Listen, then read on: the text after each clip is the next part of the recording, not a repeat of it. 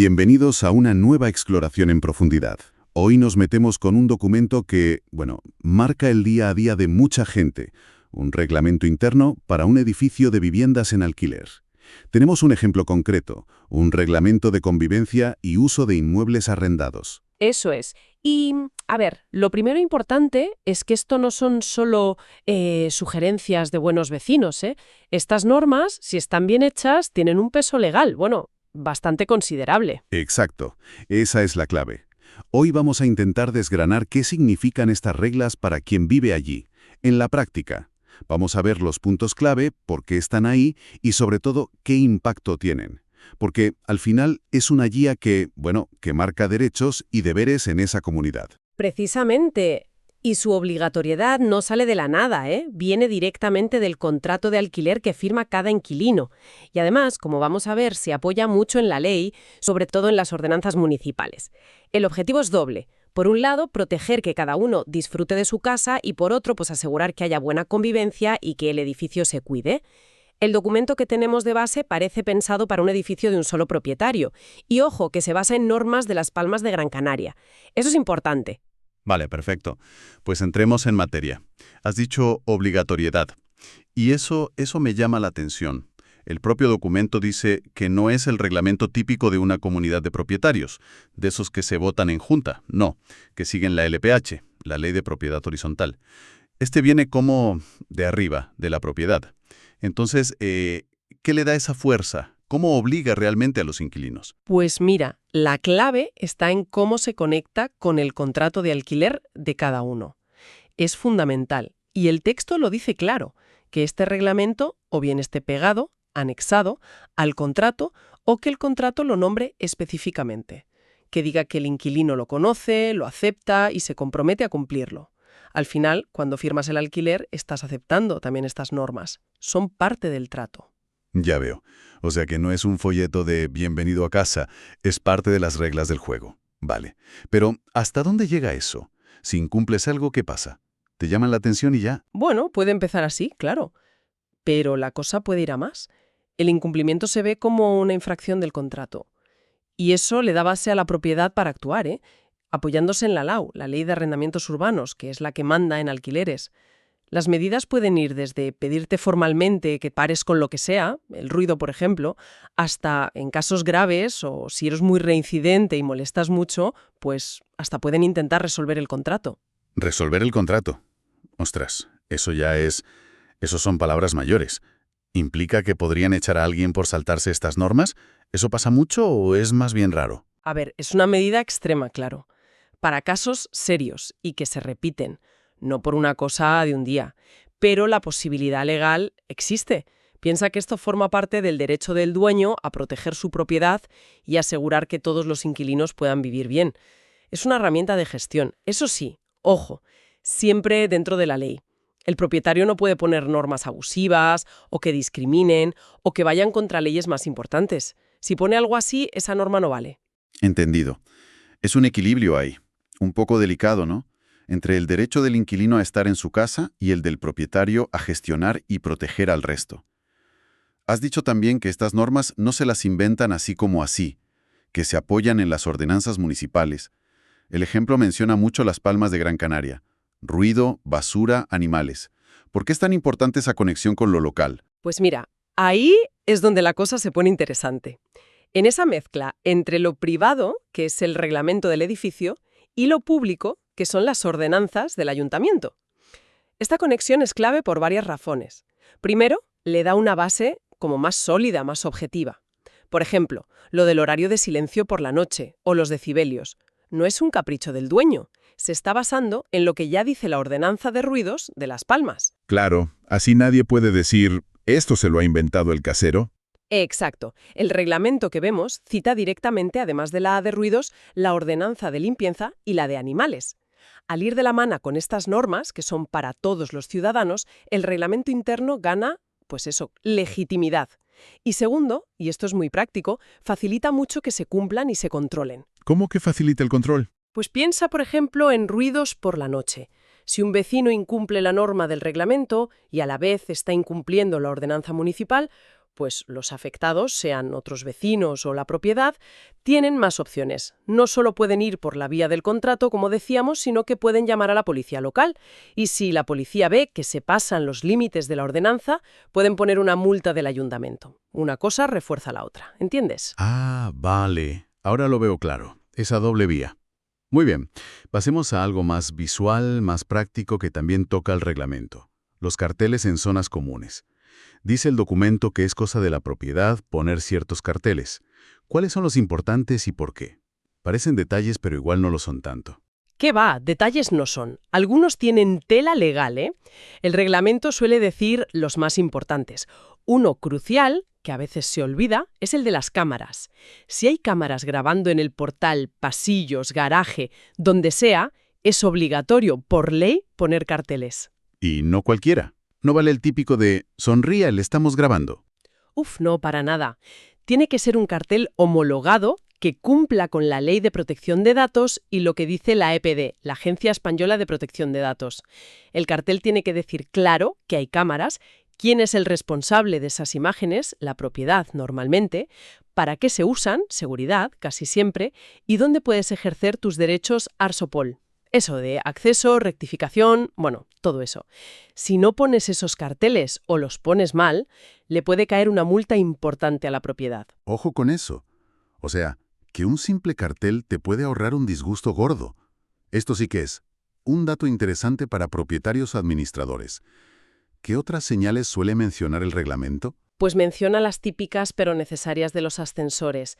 La carga máxima, cuántas personas caben, cómo usarlo en emergencia. En el garaje suele recomendar poner un límite de velocidad bajo. El ejemplo dice 10 km por hora, que está bien. Avisar si hay puntos ciegos y recordar cosas básicas como apagar el motor si vas a estar parado, por los humos. Y bueno, si hay, la señalización de salidas de emergencia o los extintores. ¿Y algo sobre las viviendas de uso turístico?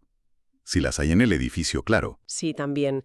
Si la propiedad permite que haya pisos turísticos o los tiene ella misma, la Ley de Turismo de Canarias obliga a poner una placa oficial fuera de la vivienda, en la puerta, con el número de registro, y eso es responsabilidad de quien tenga el piso turístico.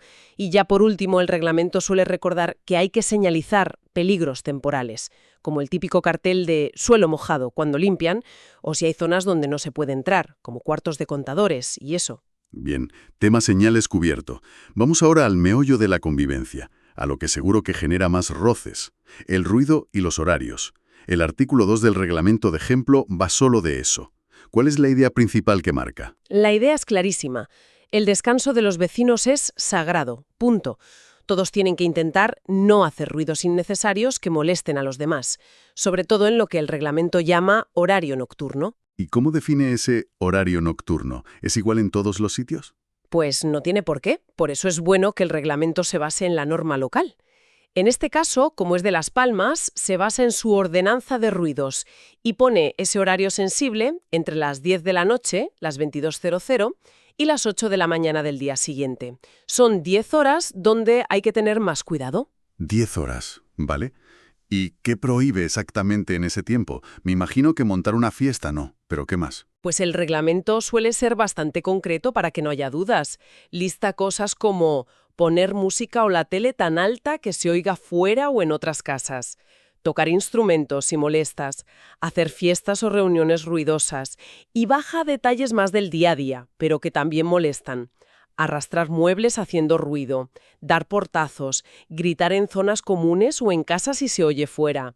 Y muy importante, nada de hacer reparaciones o bricolaje que hagan ruido de golpes o vibraciones. O sea, nada de taladros, martillos y demás.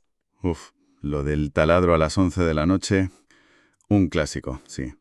¿Y los electrodomésticos? Lavadoras, lavavajillas, ¿también entran ahí? A ver, aquí el reglamento suele ser más una recomendación que una prohibición total, aunque depende de cómo esté escrito. El ejemplo que tenemos recomienda usar los más ruidosos, lavadora, secadora, lavavajillas, mejor fuera del horario nocturno, 22:00-08, pues para molestar menos. Es más una cosa de cortesía, de buena vecindad. Aunque, ojo, si un aparato es súper ruidoso y vibra mucho, igual sí se podría considerar molesto, aunque no sea de noche. Lo interesante es ver cómo el reglamento intenta poner por escrito el sentido común, la cortesía. El ruido es el número uno en las peleas de vecinos, sin duda.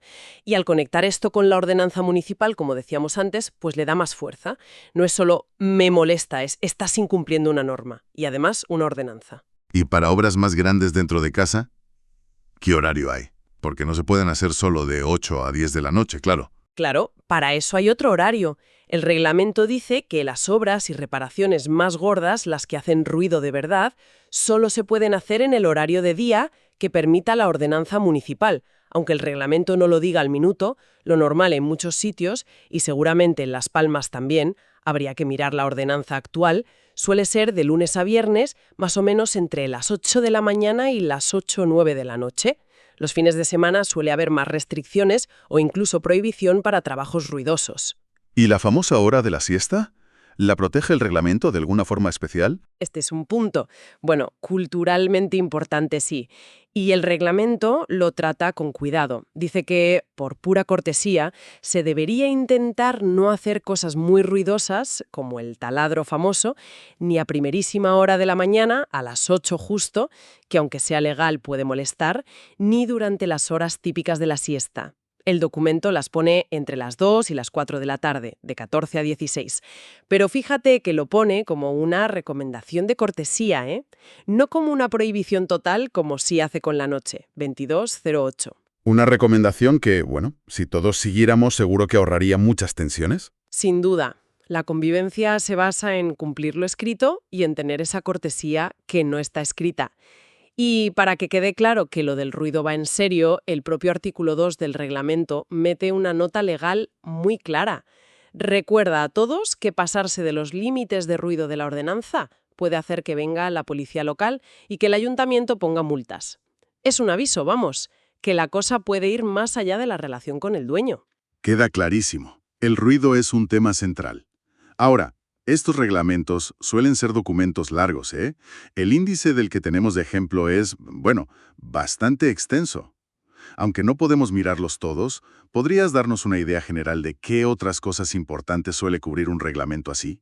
Para hacernos una idea de lo amplio que es. Claro, un reglamento bien hecho intenta cubrir todo lo posible para evitar problemas. Suele empezar definiendo cosas. ¿Qué es elemento común, unidad privativa, actividad molesta? Esas cosas. Luego, aparte del ruido, da normas para usar otras zonas comunes. El portal, no dejar cosas, no ensuciar, las escaleras, no poner obstáculos, los ascensores, quién tiene preferencia, no pasarse de peso. Un capítulo clave suele ser el de limpieza y basura. ¿Cómo y dónde tirar la basura? Si hay horarios, prohibido dejar bolsas fuera o en zonas comunes. Y temas como mascotas, garajes, obras, que también suelen ser puntos calientes. Exacto, suele haber un artículo para animales de compañía, que tienen que hacer los dueños, llevarlos con correa en zonas comunes, recoger las cacas, evitar que ladren sin parar, siempre siguiendo la ordenanza municipal. También se regula el uso del garaje, la velocidad, no aparcar fuera de tu plaza, no guardar cosas inflamables y los trasteros, si los hay. Se suele explicar qué hacer para hacer obras en casa, pedir permiso si tocas cosas comunes, horarios, como quitar los escombros, y para las mudanzas, proteger las zonas comunes, horarios. Parece que intenta cubrir casi todo lo imaginable. Busca adelantarse, sí. También suele regular cómo usar los espacios de fuera, que sean comunes, como azoteas para atender, o si se pueden hacer barbacoas y cómo, patios o jardines. Toca temas de seguridad general del edificio, cerrar bien las puertas, puede decir algo sobre poner carteles o publicidad en ventanas o balcones, cómo recibir paquetes, e incluso aclarar si se puede o no ceder el contrato, subalquilar o usar la vivienda como piso turístico. No se olvida, como ya vimos, de la protección de datos y las cámaras. Y muy importante, pone un procedimiento claro de qué hacer si alguien incumple. Avisos, posibles, penalizaciones es delicado, pero el proceso formal. Y al final suele decir cómo se puede cambiar el reglamento y cuándo empezó a valer. La verdad es que sí es súper exhaustivo. Cubre desde lo más básico hasta cosas muy concretas. Entonces, Si juntamos todo lo que hemos hablado, ¿cuáles serían las ideas clave que alguien que vive o va a vivir en un edificio con un reglamento así debería tener súper claras? A ver, resumiendo mucho, yo diría, primero, que estas normas valen legalmente si están bien puestas en el contrato de alquiler. No son opcionales. Segundo, que se basan tanto en el derecho del dueño a organizar su propiedad como, y esto es clave, en las normas municipales, ruido, basura, animales. Eso les da objetividad.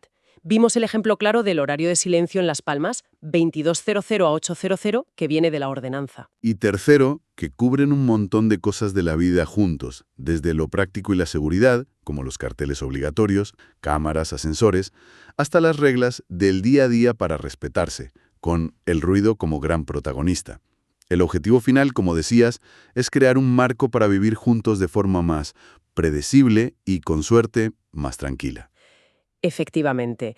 Y esto me lleva a una reflexión final, si te parece. Claro. Más allá de ver estos reglamentos solo como una lista de cosas prohibidas o como una forma de control del dueño, que en parte también lo es, como gestión de riesgos, podemos pensar en ellos como un intento de poner unas expectativas claras para todos los que viven juntos en el mismo sitio. Definen qué se considera aceptable y qué no, buscando quitar esa ambigüedad que tantas veces crea problemas. ¿Y qué pregunta o idea podríamos dejar ahí, para que la gente le dé una vuelta? Pues mira, quizás podríamos plantearnos, ¿qué pasaría si no hubiera ninguna de estas normas escritas? Si todo se dejara a la buena voluntad o al famoso sentido común, que muchas veces es el menos común de los sentidos. ¿Cuántos líos y peleas saldrían por el ruido, la limpieza, el uso de los espacios? A lo mejor tener unas reglas claras que todos conocen, aunque a veces alguna nos parezca un rollo, en realidad nos da poder a los vecinos. Nos da una base para saber qué esperar de los demás y qué esperan de nosotros. Y también para defender nuestro propio derecho a estar tranquilos y a usar bien el sitio donde vivimos. La recomendación siempre, siempre es leerse bien, no solo el contrato de alquiler, sino todos los papeles que vengan con él, como puede ser un reglamento de este tipo. Una perspectiva muy interesante, ¿sí? Conocer las reglas del juego que compartimos, aunque a veces no nos gusten todas, puede ser la mejor forma de evitar conflictos y hacer la convivencia un poco más fácil.